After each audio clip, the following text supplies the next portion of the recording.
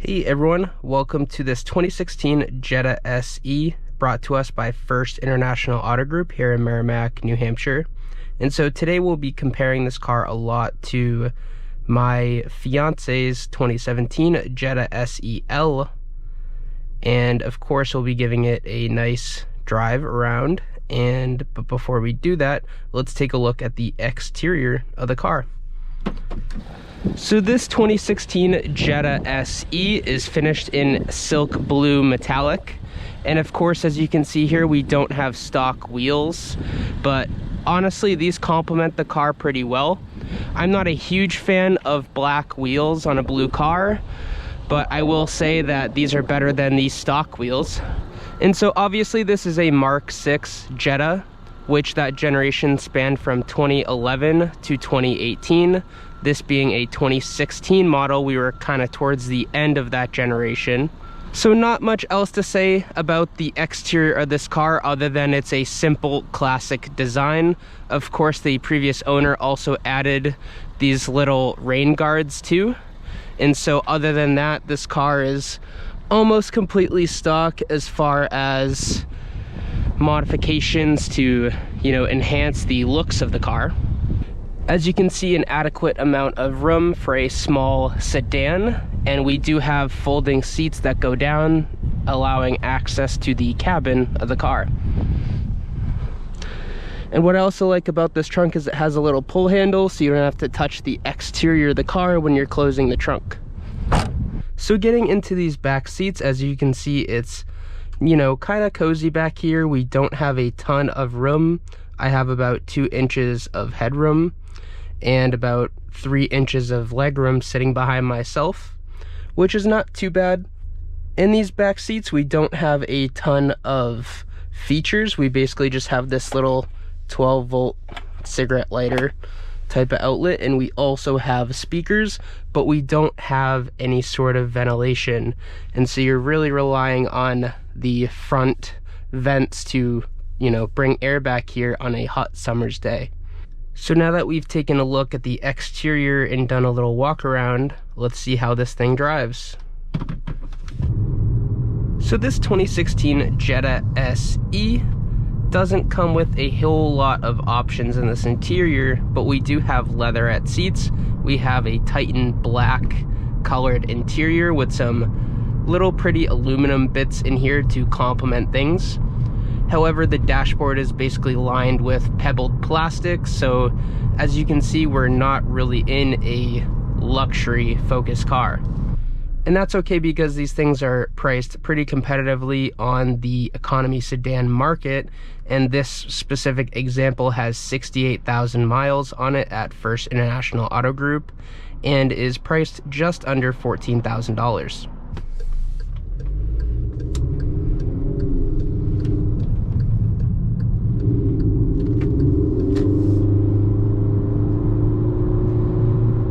So this 2016 Jetta SE features the 1.4 liter turbocharged 4-cylinder.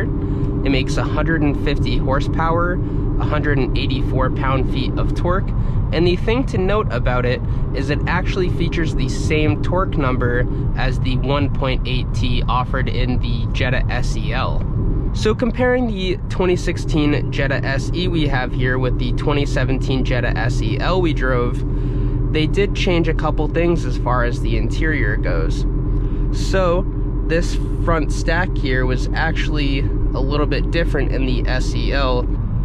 We had different HVAC controls. We did have the same volume controls and media system. However, I believe that screen is just a little bit bigger. But in so both cars, we actually do have heated leatherette front seats, and I actually like these ones a little more because they don't hug you as tight.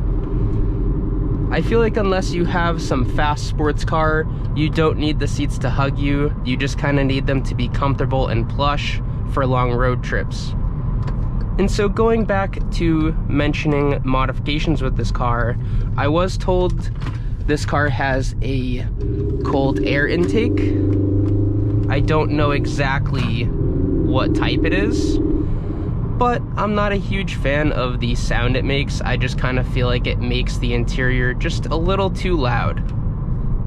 So this 2016 Jetta SE actually has pretty good fuel economy. It's rated for 28 city, 39 highway.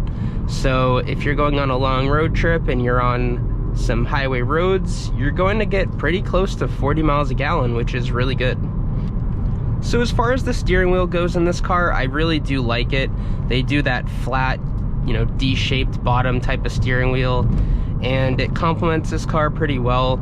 You can see the front gauge cluster really easily, and of course that is analog with a little digitized screen in the middle.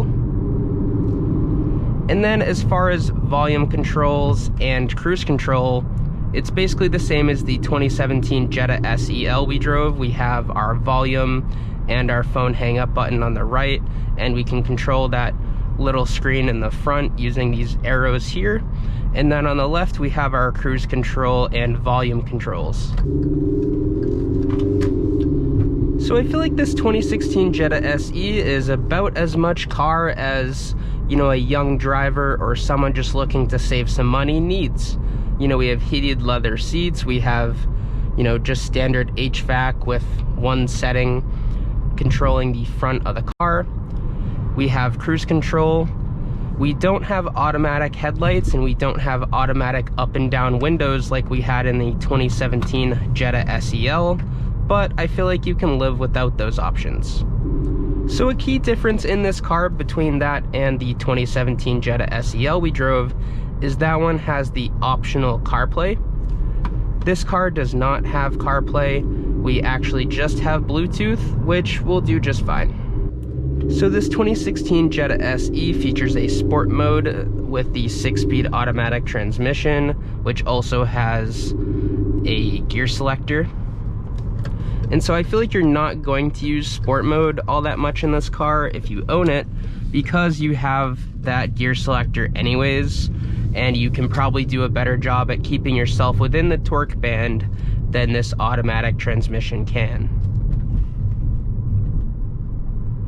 Not to say that this transmission is bad, but that's just not this car's job.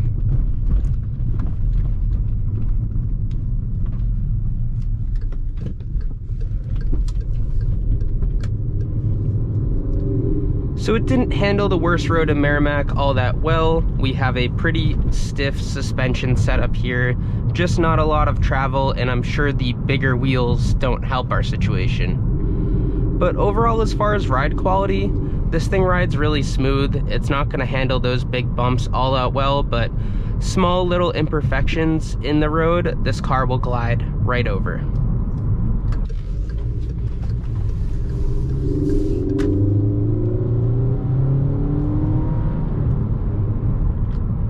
So giving this car some gas, as you can see, it doesn't really pick up all that well. It's basically just a ton of engine noise with that cold air intake. Not a lot of feedback from the exhaust either, but that's not really what you're aiming for with this Jetta SE.